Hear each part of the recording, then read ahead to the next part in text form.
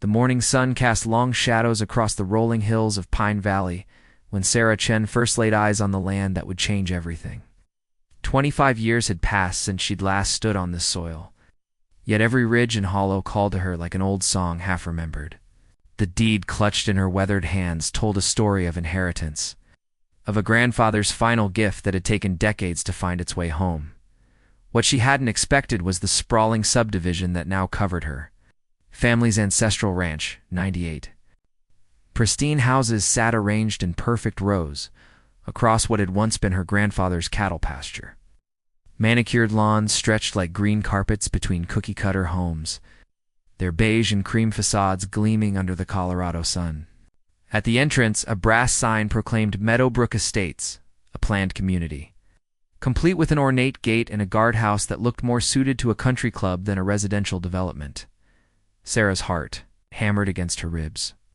As she approached the community office, a converted Victorian that she recognized as her grandfather's old foreman's house, the woman behind the reception desk looked up with the practiced smile of someone accustomed to handling complaints about lawn violations and parking disputes. "I'm Margaret Wellington, HOA president," the woman announced, her silver hair pulled into a severe bun that matched her pristine white blazer.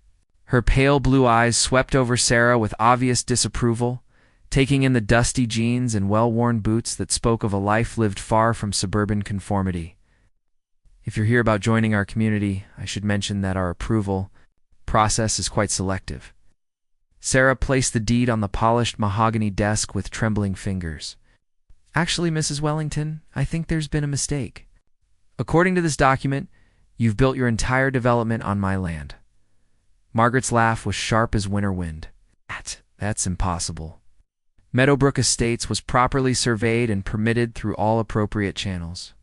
My late husband, Richard Wellington, was one of Colorado's most respected real estate developers. He would never have made such an error. The words hit Sarah like a physical blow. Richard Wellington. The name she'd been running from for 25 years. The man whose betrayal had sent her fleeing Pine Valley with nothing but a broken heart and shattered dreams. The boy she'd loved since childhood, who had promised her forever under these same stars, only to choose ambition over their shared future. "Richard Wellington was your husband?" Sarah's voice came out as barely a whisper. Margaret's eyes narrowed. "Yes, until his passing 5 years ago.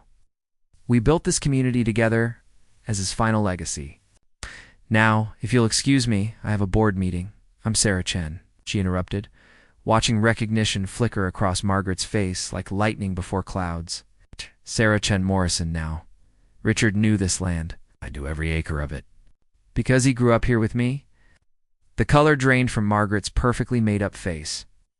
For a moment, the composed HOA president cracked, revealing something raw and wounded beneath. "You," she breathed. "You're the one he could never forget."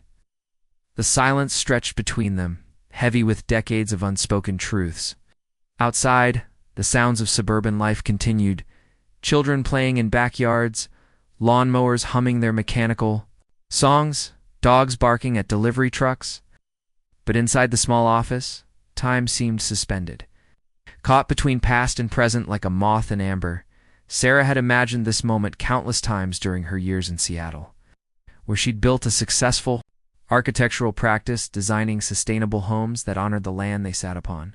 She'd pictured confronting Richard, demanding answers for the betrayal that had shattered her 19-year-old heart. She'd never imagined facing his widow, a woman whose pain seemed to mirror her own. "He bought this land 15 years ago," Margaret continued, her voice carefully controlled. "Paid top dollar for it, even though the seller was some distant relative who'd inherited it from an estate. Richard said it reminded him of his childhood, though he'd never told me he'd grown up in Pine Valley." Sarah's mind raced. Her grandfather had died when she was 22, but she'd been so consumed with her new life in Seattle, her struggling career and her disastrous rebound marriage, that she'd barely paid attention to the estate proceedings. Her parents had handled everything, telling her only that there were some complications with the will that might take years to resolve. "My grandfather always said he'd leave the ranch to me," Sarah said softly. "But when he died, the lawyers said it was tied up in probate. I was young and overwhelmed, trying to survive in a new city. I trusted my parents to handle it. Margaret's composure cracked further. Richard never mentioned buying it from family, said it was abandoned land, forgotten by heirs who'd moved on to bigger things. Her laugh was bitter. Apparently that's what he told himself to justify taking what was never his to take. The revelation hung between them like smoke from a dying fire. Sarah stared at the deed in her hands, seeing now what she'd been too shocked to notice before her grandfather's signature at the bottom. Leaving all lands and holdings to my beloved granddaughter, Sarah Alina Chen, to be held in trust until such time as she is ready to return home. He never stopped talking about you, Margaret said suddenly, the admission torn from her like confession at gunpoint. 23 years of marriage, and he never stopped talking about the girl he'd left behind in Colorado, the one who got away, the one who would have understood his dreams. Sarah's throat tightened. Then why did he leave? Why did he choose money? Margaret's voice turned sharp again. My father offered him a partnership in his development company, a chance to build something bigger than Pine Valley could offer. Richard was ambitious, always reaching for more than what he had. Her blue eyes fixed on Sarah with something like accusation. It would have held him back. With your talk of preserving the land and building sustainably. It's not how fortunes are made. The words were meant to wound, but Sarah heard the pain beneath them. This woman had spent decades competing with a ghost, married to a man whose heart lived permanently in the past. It was a different kind of heartbreak, but heartbreak nonetheless. I need to see the survey records, Sarah said quietly. The purchase. Documents. Everything. Margaret studied her for a long moment, then opened a filing cabinet with hands that trembled despite her efforts at control. She spread papers across the desk: surveys, purchase agreements, development permits, all bearing Richard Wellington's bold signature.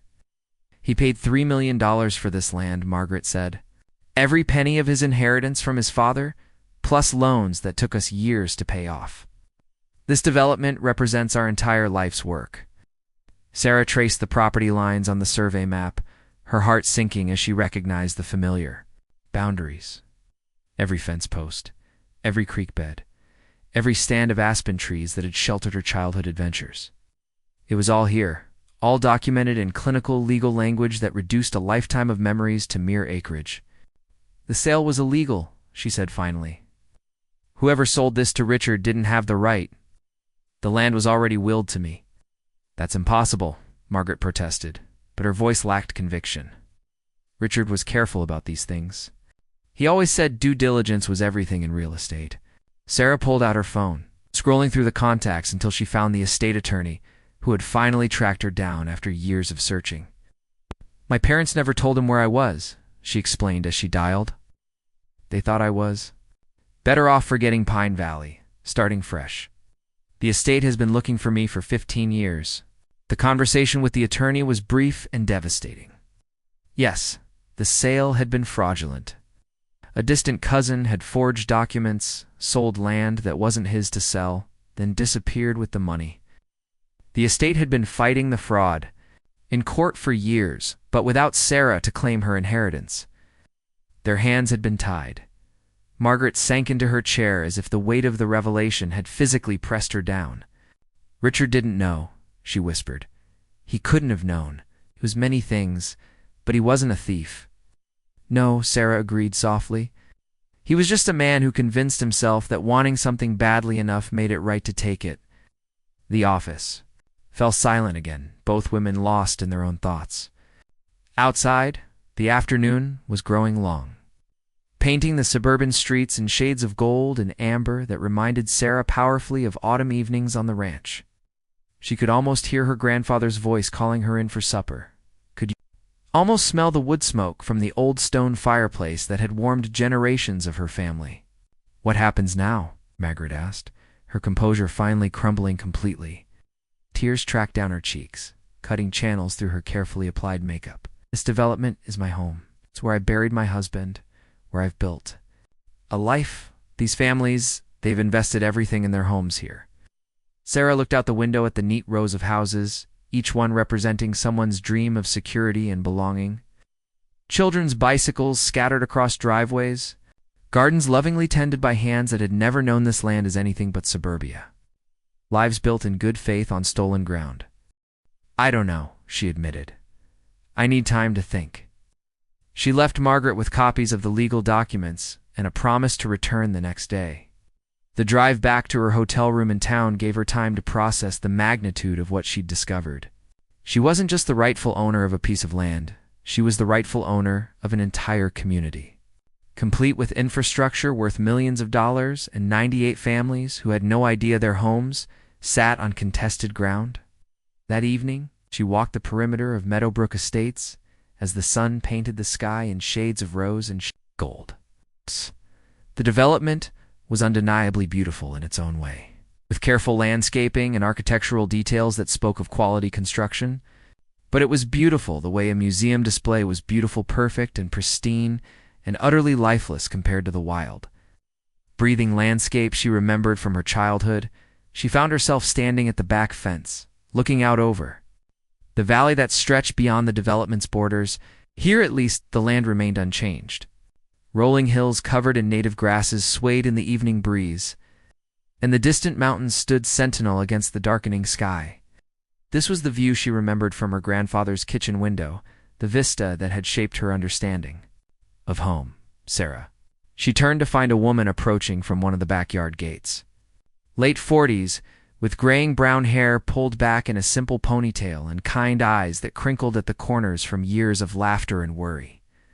She wore a flour-dusted apron over jeans and a sweater, and her hands bore the calluses of someone who worked with them daily. "I'm Elena Martinez," the woman said, extending a hand. "I live in 1247 Meadow Lane. Margaret Wellington told me you might be walking the property tonight." Sarah shook the offered hand, noting the strength in the other woman's grip. "I'm sorry for the disruption this must be causing. I imagine word is spreading through the community." Elena's smile was surprisingly warm. Word spreads fast in a place like this, that's true.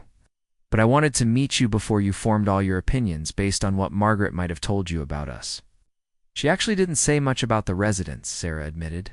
I think she's processing her own shock right now. Margaret's a good woman, despite what people might think about HOA presidents, Elena said with a chuckle. She's just scared. This place has been her whole world since Richard died. Before that even, she threw herself into making it perfect, because it was the only way she knew how to compete with a memory. They walked along the fence line together, the comfortable silence of two women who understood that some conversations needed time to unfold naturally. Elena pointed out gardens and homes as they passed, sharing stories of neighbors and community, events that painted a picture of suburban life that was far richer and more complex than Sarah had imagined. "That's the Henderson house," Elena said, nodding toward a blue colonial with a wheelchair ramp leading to the front door. "Jim lost his legs in Afghanistan, and when they moved here, the whole community came together to modify his home. Organized everything, even paid for half of it herself." She pointed to another house, this one with a small playground set in the backyard. "The Chen's no relation to you. I assume they have 3 kids with special needs?" When their insurance wouldn't cover therapeutic equipment, every family in the development contributed. "We built that playground specifically for wheelchairs and sensory issues." Story after story unfolded as they walked. The elderly widower whose neighbors took turns checking on him and bringing him meals. The single mother struggling to make ends meet who never lacked for babysitters or tutors for her children. The teenager whose college fund had been wiped out by his father's medical bills, now supported by a community scholarship program. "We're not just houses," Elena said as they completed their circuit. "We're a neighborhood. It's not the ranching community you remember from your childhood, but it's still a community. These are people who've chosen to build their lives together." Sarah felt the weight of that truth settling over her like a heavy blanket. She'd come here thinking in terms of property rights and legal claims, but the reality was far more complicated. This wasn't just about land ownership, it was about home ownership in the deepest sense of the word. "Elena," she said, as they reached the gate to 1247 Meadow Lane. "Can I ask you something? Of course, if you found out tomorrow that your home was built on land that legally belonged to someone else, what would you do?" Elena was quiet for a long moment, considering the question with the seriousness it deserved. I suppose I'd want to know what kind of person that someone else was, she said finally. Whether they were the kind who would work with us to find a solution, or the kind who would just see dollar signs and legal leverage. The question haunted Sarah through a sleepless night. She'd built her career on the principle that good design honored both the land and the people who would live on it. That sustainability meant considering not just environmental impact, but social impact as well. How did those principles apply? When the land in question already had people living on it, people who had invested their life savings and their dreams in homes they'd bought in good faith. The next morning brought a steady stream of visitors to her hotel room. Word had spread through Meadowbrook Estates overnight, and residents arrived alone and in small groups, each with their own story and their own plea. Oh. Some came with defiance, threatening legal action if she tried to evict them. Others came with desperation, sharing financial hardships that made the loss of their homes unthinkable. A few came with curiosity, wanting to know about her grandfather and the ranch that had once sprawled across their carefully manicured landscape by afternoon. Sarah's head was spinning with names and faces and stories that transformed her abstract property claim into a very human dilemma. She'd expected to find entitled suburbanites and HOA tyrants, but instead had met teachers and nurses, veterans and retirees, young families and empty nesters who had found in Meadowbrook Estates the security and community they'd been seeking. Margaret. Wellington was her last visitor of the day, arriving as the sun began its descent toward the mountains. The HOA president looked haggard, her usual polish replaced by the raw exhaustion of someone who had spent 24 hours facing the potential destruction of everything she held dear. "I've been thinking about what you said," Margaret began, without preamble, about Richard convincing himself that wanting something made it right to take it. She settled into the hotel room's single chair with the careful movements of someone whose world had shifted beneath her feet. "I did the same thing, didn't I? When I married him, I convinced myself that I could make him forget you. That if I just tried hard enough, loved him completely enough, gave him everything he said he wanted, he would finally be present in our marriage instead of living in the past." Sarah poured 2 cups of coffee from the room's small pot, offering one to Margaret before settling on the bed. The informal setting seemed to strip away some of the barriers that had stood between them the day before. "He loved you," Sarah said gently. "Whatever else was true, he chose you. He married you, built a life with you." "He married my father's money and connections," Margaret replied with bitter honesty. "I was just part of the package deal. But I let myself believe it was enough, because I wanted it to be enough." She pulled a worn leather journal from her purse, its pages filled with Richard's distinctive handwriting. "I found this among his papers after he died. 5 years I've had it, and I never could bring myself to throw it away or really read it through, but after yesterday." Sarah accepted the journal with trembling hands, recognizing immediately the careful script she'd once known as well as her own. The entries were dated sporadically across 2 decades, chronicling Richard's internal struggle with the choices he'd made and the life he'd left behind. "Saw a girl riding bareback across Miller's Field today." One entry read, "For just a moment. From a distance, I thought it was Sarah. My heart stopped before I realized it couldn't be. Sarah is building her own life now, far from the dreams we used to share.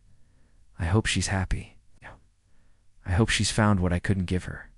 Another entry, dated years later, "Margaret wants to expand the development, add another phase on the southern acres. I told her the land isn't suitable. But the truth is I can't bear the thought of paving over the creek where Sarah and I used to catch crawdads. Some things should remain sacred, even if I have no right to call them sacred anymore." The final entry was dated just weeks before Richard's death. "Drove past the old oak tree today. The one where I carved our initials when we were 16.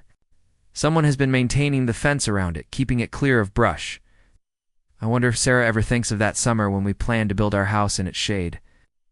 I wonder if she knows how many nights I've dreamed of going back and making different choices." Tears blurred Sarah's vision as she closed the journal. The boy she'd fallen in love with was still there in those pages, wrestling with regret and longing, even as he built a different life with someone else.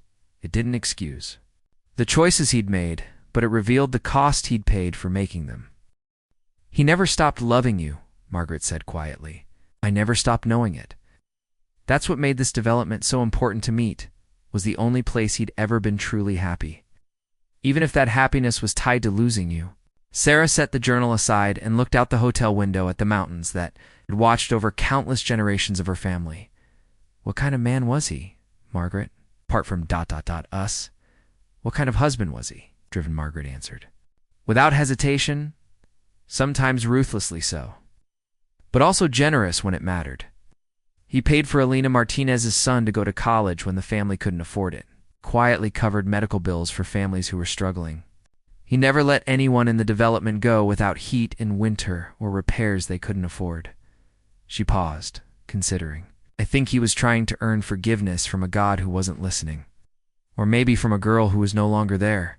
To give it, I would have forgiven him," Sarah said softly. "If he'd come back, if he'd explained, I would have forgiven him anything." "I know," Margaret replied. "That's what made it so hard to compete with you. You weren't just the one who got away, you were the one who would have stayed if he'd asked." The conversation stretched into evening. Two women finally able to speak honestly about the man who had shaped both their lives in different ways. Margaret shared stories of Richard's later years, his growing environmental consciousness, his regret over the developments he'd built that prioritized profit over sustainability, his quiet philanthropy that had touched dozens of families. Sarah found herself seeing a more complex picture of the boy she'd loved and lost. He'd become a man capable of both great generosity and great selfishness. Someone who tried to balance the scales of his choices through good works, while never addressing the fundamental betrayal that had set him on that path. "There's something else," Margaret said as the conversation wound down. "The trust fund Richard set up for community improvements was meant to come from his estate when he died. But the lawyer found irregularities in the funding sources. Money that should have gone to pay off the fraudulent land purchase was diverted into the trust instead." Sarah's heart sank. "How much?" "Almost $2 million. Money that legally belongs to your grandfather's estate." Margaret's voice was steady now, as if confessing had lifted a weight from her shoulders. "The community center, the playground, equipment, the senior services van, all of it was paid for with money that should have gone to you." The revelation was staggering. Not only had Richard unknowingly built his development on stolen land, but he'd compounded the injury by using money that should have gone toward resolving the theft to instead improve the very community that shouldn't have existed in the first place. "He was trying to make it right," Sarah said, more to herself than to Margaret, "in the only way he knew how." Maybe Margaret agreed, or maybe he was just trying to live with what he'd done. That night, Sarah drove out to the old oak tree Richard had mentioned in his journal. It stood just outside the development's eastern border, massive and ancient, spreading branches, creating a cathedral of leaves against the star-filled sky. Someone had indeed been maintaining the area around it, keeping the underbrush clear and the old fence in good repair. The initials were still there, carved deep into the bark and grown wide with the tree's expansion over the years. RC plus SC enclosed. In a heart that time had stretched but not erased, she traced the letters with her fingertips, remembering the 16-year-old boy who had stood on a wooden crate to reach high enough to carve them. He'd been so proud of that gesture, so certain that their love would last forever. "I forgive you, Richard," she whispered to the night air. "I forgive you for leaving, and for taking so long to find your way back to who you were supposed to be." A rustling in the branches above made her look up, and for a moment she could swear she heard an echo of his laughter on the wind. But it was probably just an owl settling in for the night, or a raccoon making its way through the canopy. The drive back to her hotel took her through the quiet streets of Meadowbrook Estates, past houses where families were settling in for the evening. Lights glowed warm and golden in windows, painting pictures of domestic contentment that reminded her of her grandfather's ranch house during the holidays. Different in style but not in substance, the same universal human need for shelter and belonging and home. She thought about Alina Martinez's question from the night before. What kind of person was she? The kind who would work with the community to find a solution, or the kind who would see only dollar signs and legal leverage? Answer came to her as she pulled into the hotel parking lot as clear and certain as the mountain air that filled her lungs. She knew what she had to do. The community meeting was held 3 days later in the Meadowbrook Estates Community Center. It's the very building that Richard's misappropriated trust fund had helped construct. Nearly every household was represented, packing the meeting room beyond capacity and spilling out into the lobby and onto the patio beyond. Margaret Wellington stood at the front of the room, her composure restored but her usual authority tempered by uncertainty. "Many of you have met Sarah Chen over the past few days," Margaret began. "As you know, she has legal claim to the land our community sits on. She's asked to address all of us together to discuss what that means for our future here." Sarah rose from her seat in the front row, feeling the weight of 98 families' hopes and fears pressing down on her like a physical force. She'd spent the previous 3 days consulting with lawyers, accountants, and urban planners, crafting a proposal that honored both her legal rights and the human reality of the situation. "I want to start by telling you about my grandfather," she said, her voice carrying clearly through the hushed room. Joaquin Chen was born on this land in 1923, the son of Chinese immigrants who came to Colorado to work the mines and stayed to work the soil. He spent his whole life here, raising cattle and teaching his children and grandchildren that the land doesn't belong to us, we belong to the land. She looked out over the crowd, seeing faces that had become familiar over the past few days. Alina Martinez sitting with her family, the Henderson couple, Jim's wheelchair positioned beside his wife's chair. The elderly widower, who had been adopted by his entire block, the single mother whose neighbors had become her extended family. "When I was 19, I thought belonging to the land meant I had to stay here forever. That leaving would be a betrayal of everything my grandfather had taught me. But I was wrong. Belonging isn't about location. It's about understanding our responsibility to take care of each other and the places we call home." She pulled out the legal documents that had consumed her thoughts for days, the papers that could displace every person in the room if she chose to enforce them. "Legally, I have the right to demand that this development be removed from my land. I have the right to seek compensation for decades of unauthorized use for the trust fund. Money that should have come to my grandfather's estate for the profits generated by a community built without my consent." A murmur rippled through the crowd, voices tight with anxiety and barely contained anger. Sarah raised her hand for quiet, waiting until the room settled before continuing. "But rights and responsibilities aren't the same thing. My responsibility Is to honor what my grandfather tried to teach me about taking care of the land and the people on it. Your responsibility is to take care of each other and the place you've chosen to call home." She set the legal documents aside and pulled out a different set of papers. Plans and proposals that had kept her up until dawn for 3 nights running. "So here's what I'm proposing. I want to sell Meadowbrook Estates to the community itself through a resident-owned cooperative. Each family that wants to stay can purchase their home and their share of the common areas at cost, with no profit to me beyond what's needed to cover my legal expenses and the money that was misappropriated from my grandfather's estate." The room erupted in surprise conversations, voices rising and falling as neighbors turned to each other with questions and possibilities. Sarah waited for the initial wave of discussion to subside before continuing. "For families who can't afford to purchase at once, I'm proposing a rent-to-own program with payments set at current market rental rates.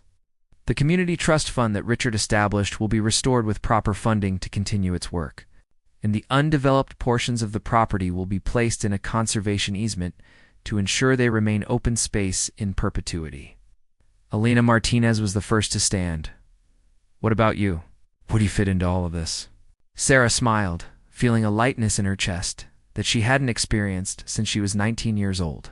"Proposing to build a small home for myself on the land near the old oak tree. Not to oversee or control the community, but to be part of it, to finally come home." The room fell silent as the implications sank in. This wasn't a takeover or a displacement, it was an offer of partnership. A chance for the community to take control of its own destiny while allowing the rightful landowner to reclaim her heritage without destroying what had been built in her. Absence, Margaret Wellington rose from her seat at the back of the room, her face wet with tears she made no effort to hide. "All in favor?" she asked, her voice thick with emotion. The response was unanimous 98, hands raised in support of a future. None of them could have imagined just a week before. The legal proceedings took months to complete, but by the following spring, Meadowbrook Estates had officially become a resident-owned cooperative. Sarah's small cabin nestled against the hillside near the oak tree. Its solar panels and native plant gardens, a bridge between the sustainable building practices she'd learned in her career and the land. Stewardship traditions of her grandfather. She started each morning with coffee on her porch, watching the sun rise over the valley that held both her past and her future. The view encompassed the neat rows of suburban homes and the wild grasslands beyond. The community garden plots that residents had voted to establish, and the restored creek that now ran clear and free through the southern portion of the property. Margaret Wellington had surprised everyone, including herself, by embracing the cooperative model with the same intensity she'd once brought to HOA governance. The community center hosted classes on sustainable living and native plant gardening, led by Sarah and attended by residents eager to learn new ways of caring for their shared land. Alina Martinez often joined Sarah for morning coffee. Women having discovered a friendship that grew from their shared love of cooking, gardening, and the particular challenges of raising families in changing times. Elena's son had returned from college with a degree in environmental engineering and plans to help other communities transition to sustainable living practices. Richard would have loved this, Margaret said one evening, as the three women sat on Sarah's porch, watching children from the development play in the creek while their parents worked in the community gardens. Not the cooperative part necessarily, but seeing the land being cared for the way it was meant to be. Sarah nodded, thinking of the journal entries that had revealed Richard's growing environmental consciousness in his final years. I think he would have been proud of what we've all built together. The oak tree had become an unofficial gathering place for the community, its shade sheltering everything from children's birthday parties to teenagers, first dates to elderly residents who came to sit quietly with their memories. Someone had installed a simple wooden bench at its base, with a small plaque that read, "In memory of all who loved this land before us, and in hope for all who will love it after." Sarah often found herself there in the evenings, sometimes alone, and sometimes joined by neighbors who had become friends. The initials were still visible in the bark, a reminder of young love and broken promises, but they no longer filled her with pain. Instead, they seemed like part of the tree's history, one chapter in a story that continued to grow and change with each passing season. The development was growing too, in ways that honored both its suburban present and its ranching past. New homes built in the undeveloped sections followed Sarah's sustainable design principles. Using local materials and renewable energy systems, the community had voted to rename itself Joaquin Ranch Cooperative, honoring the man whose vision of land stewardship had ultimately brought them all together. On the anniversary of her return to Pine Valley, Sarah stood once again at the fence line where she'd first walked with Elena Martinez. But this time, instead of looking at a suburban development imposed upon a wild landscape, she saw something entirely new, a community that had learned to live as part of the land rather than simply upon it. Margaret joined her there, the former HOA president now serving as the cooperative's environmental coordinator, a role that suited her organizational skills and her growing passion for conservation. "Do you ever wonder what would have happened if Richard had made different choices when you were young?" she asked. Sarah considered the question, watching children from the development help their parents tend the restored prairie grasses that now bordered the creek. "I used to," she admitted. "But I think this is exactly what was supposed to happen. Maybe we all had to take the long way around to get to where we were meant to be." Margaret smiled, the expression transforming her face in a way that made Sarah understand why Richard had been drawn to her strength and determination. Even if he'd never been able to fully appreciate the woman behind the ambition. "I like to think he's watching," she said, seeing how his mistakes became the foundation for something beautiful. Ow. As the sun set behind the mountains, painting the sky in shades of rose and gold that reflected in the windows of 98 homes, Sarah felt the deep satisfaction that comes from finally being exactly where you belong. She'd spent 25 years running from this place, convinced that leaving had been her only choice.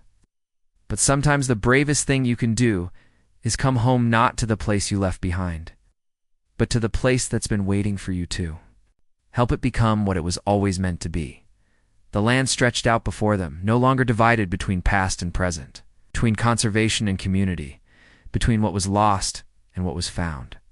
It was all one story now, written in the language of second chances and the enduring power of love to transform even the deepest wounds into the foundation for something entirely new. In the growing darkness, the lights of Joaquin Ranch Cooperative twinkled like earthbound stars, each one marking a family that had chosen to make their home in this place, where suburban dreams and frontier wisdom had finally learned to grow side by side. And somewhere in the rustling leaves of the old oak tree, Sarah could swear she heard the whisper of her grandfather's approval.